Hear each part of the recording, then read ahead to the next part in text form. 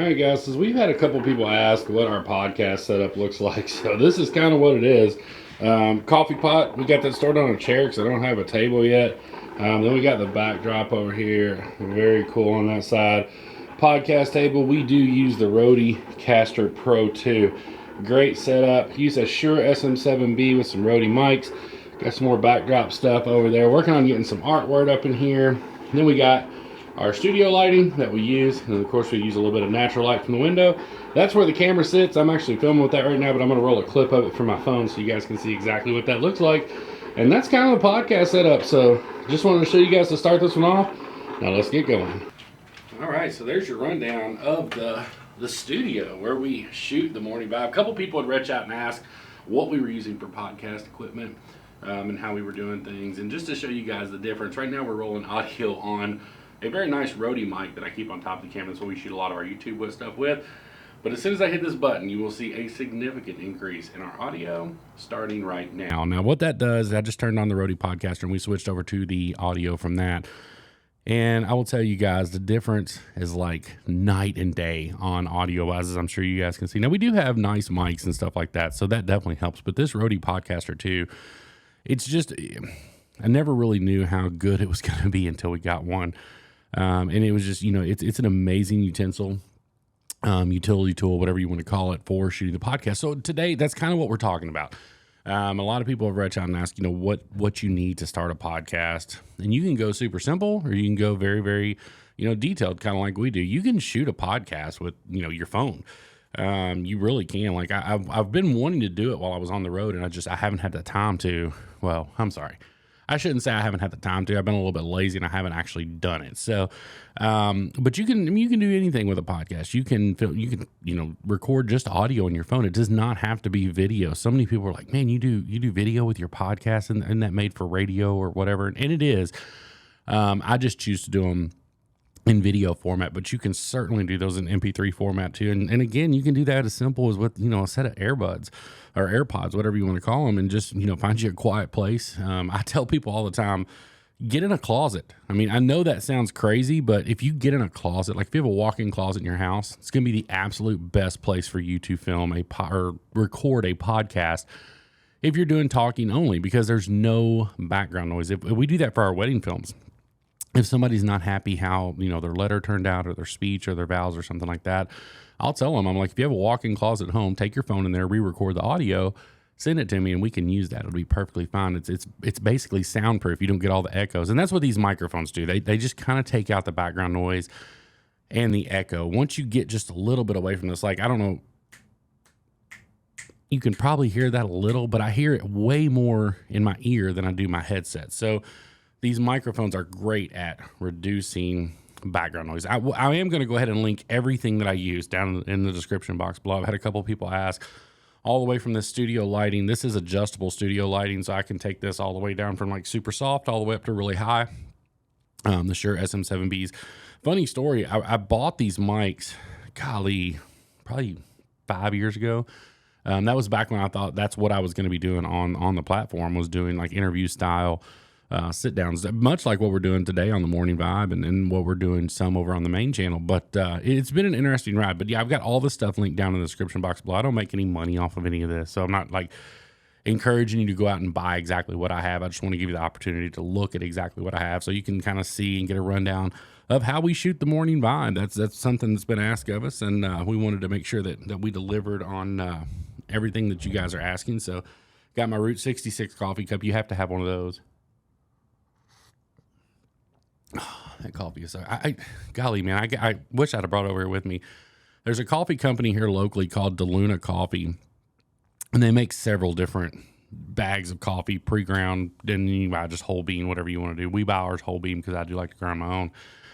But it's one of the best coffees I've ever had. When I was coming up or coming into my own in Kentucky or whatever, there was a company there called Sunnergoss that we bought coffee beans from them when I worked there at Andriot's, and it was some of the best coffee that I'd ever had. So I didn't think anything would ever top it. But the Blue Angel coffee from DeLuna, it's right up there. It is right up there. So what's up, y'all? Welcome back to the Morning Vibe. Appreciate you guys being here on this fine Friday morning. Whether you're watching near here or far, we appreciate you guys being here in the beautiful, beautiful Florida Panhandle. The last couple days, not so beautiful. Yesterday, it rained just nonstop, like all day it rained. They were calling for it all day.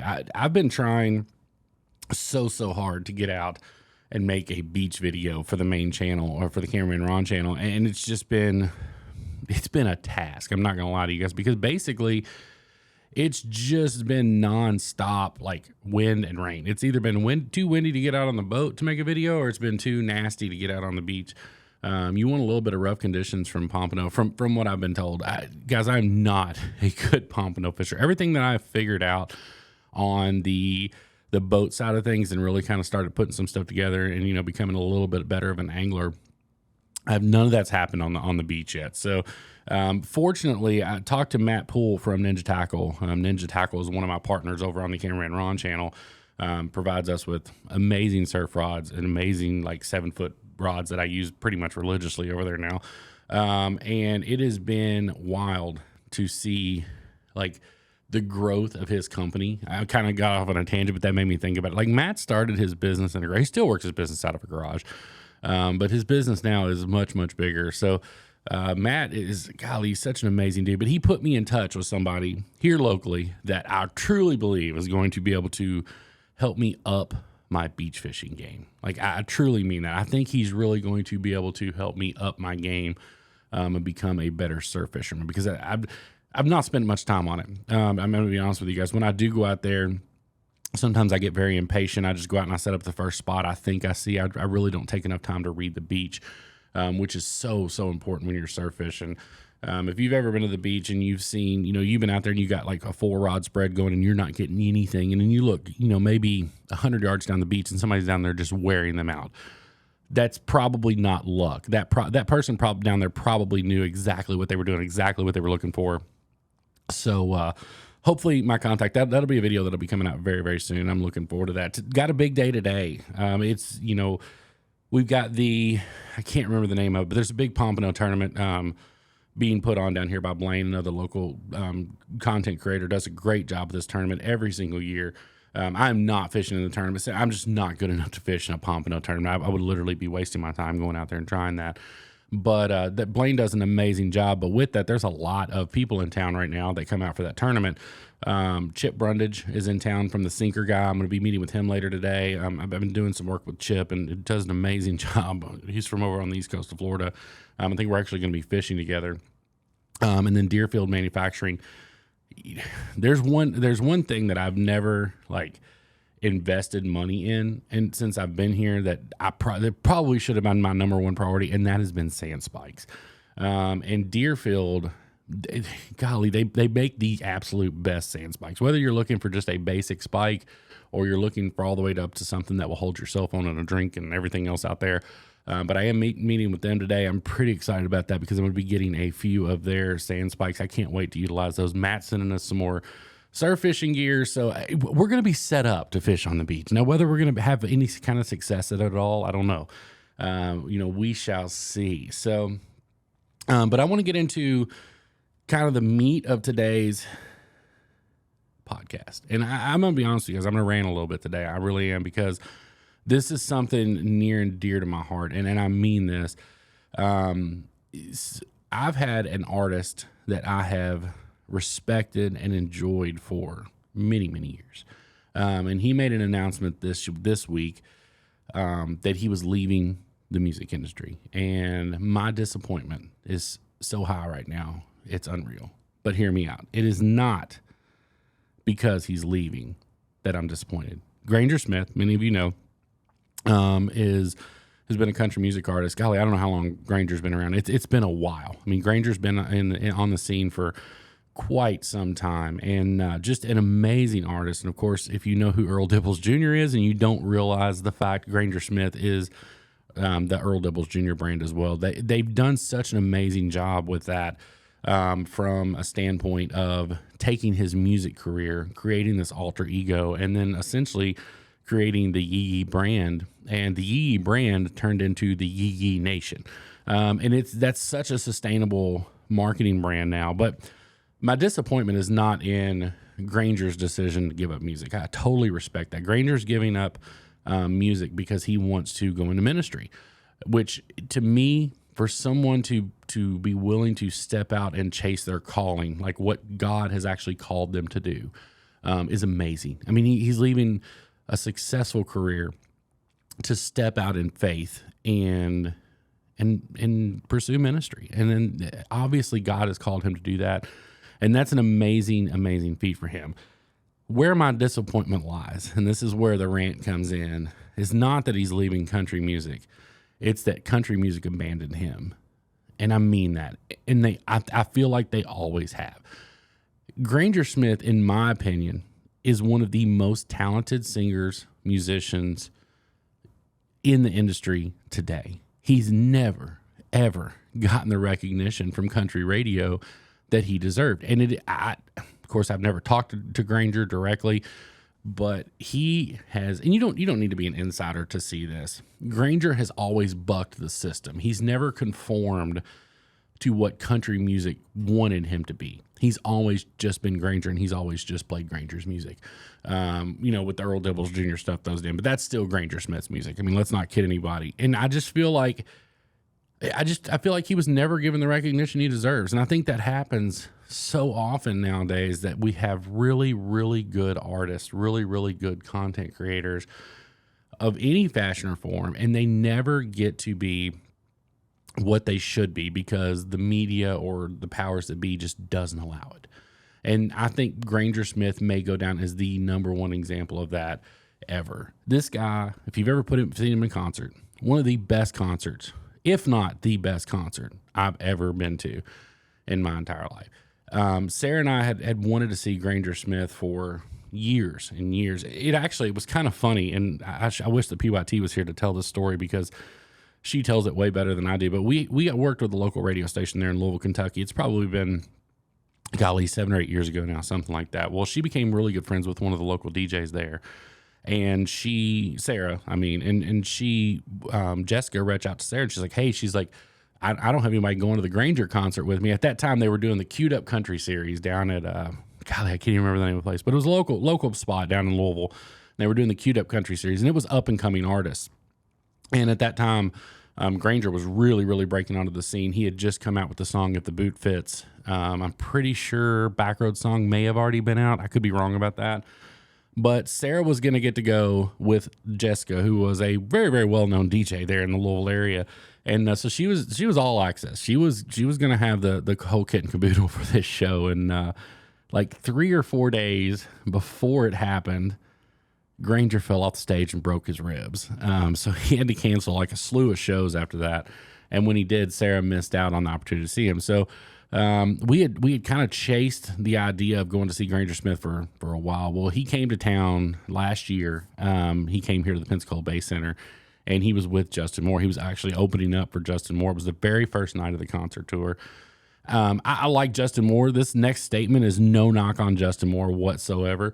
But Sarah and I went and we watched Granger, and then we left. After that, which Sarah and I, we feel old sometimes, and it was probably more tired than anything.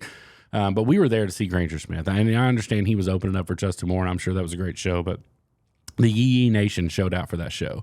And I say all this to get to the point that it's sad to me that somebody of Granger Smith's talent level was pushed down because he refused to conform to what the radio or his record label, or I don't know who it was, or whoever it might be, he wouldn't conform to what they want him to be, and they just never pushed him. I firmly believe, and I stand on this, if Granger Smith had came out in 1994, he would be one of the biggest names country music has ever seen. And I truly believe that.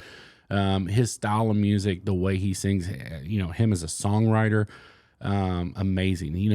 I don't know if you guys know the whole story of Granger Smith. Unfortunately, he did lose a child here a few years back, very tragically. And to see him and his wife navigate through that, keep their faith, grow their faith. I mean, they became even more faithful in God through that process. When so many people has a tragic accident like that or something like that happen, they let it tear them away from God. And it's they didn't. It built their bond. It built their strength with God. You know, and it's amazing to see somebody like that.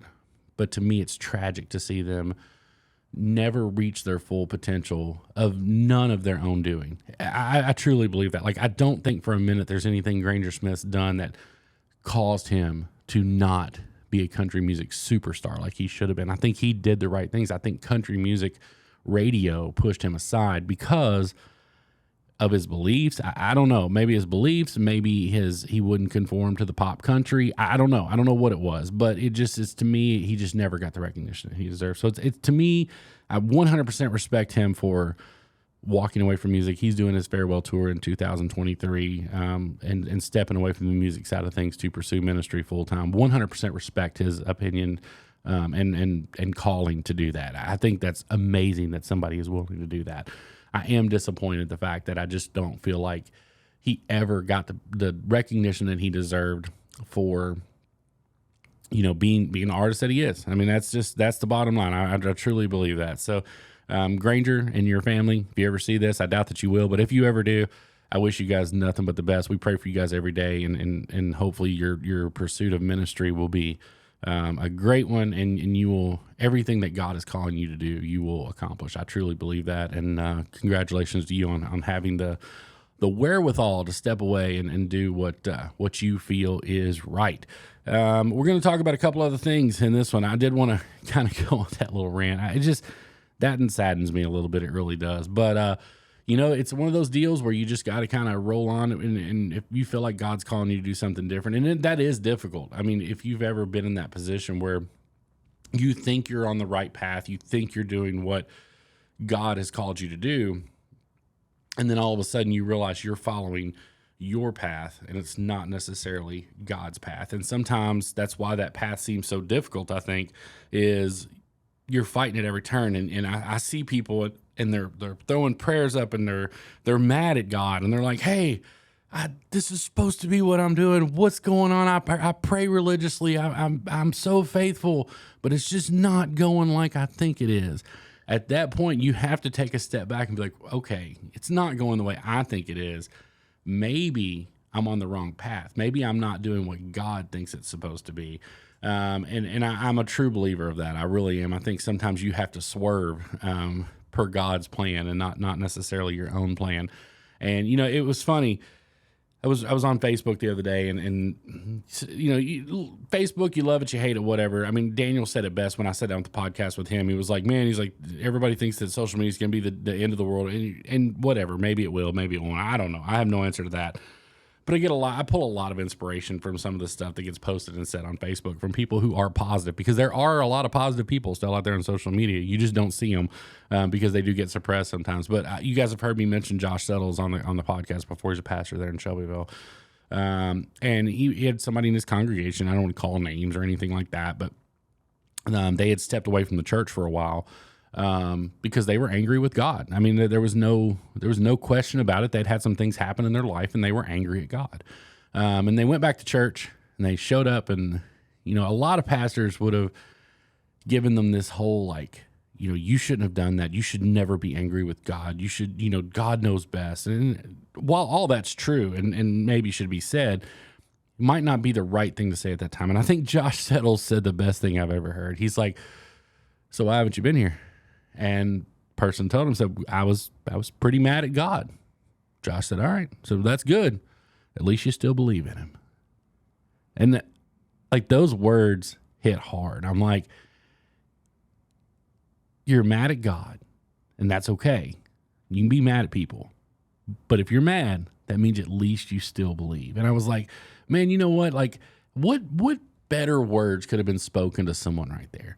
Not ridiculing them for being angry with God, not telling them they're dead wrong, not telling them that they should be a more faithful servant.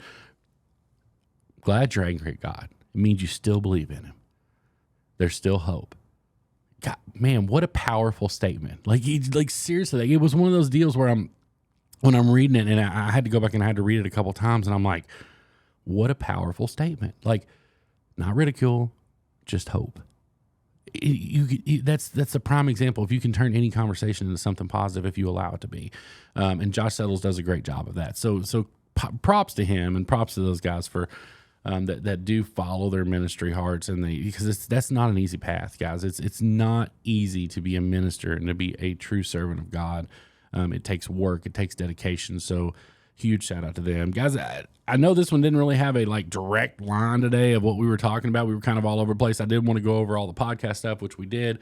I really wanted to address the Granger Smith situation because again, I'm going to miss his music so much. He's been one of my favorite artists for years and years, and it's going to be sad to not see any new music coming to him. But again, 100% respect his decision, and feel like it's definitely the right one to follow his calling. So, guys, that's all I got for you today. I truly hope you enjoyed this one. If you did, make sure you give it a great big thumbs up. If you're new here to the Cameraman, this is not the Cameraman Ron channel. See, you get into these rhythm and flows, and you just don't do it. If you're new, now I'm all choked up. If you're new here to the Morning Vibe, make sure you smash that subscribe button. We appreciate you being here, and we come to you at least 2 times a week and give you a morning. I can't talk now. We try to come to you at least 2 times a week and give you a nice little podcast. Guys, we can't wait to see y'all on the next one. Y'all take care, and we'll see you soon.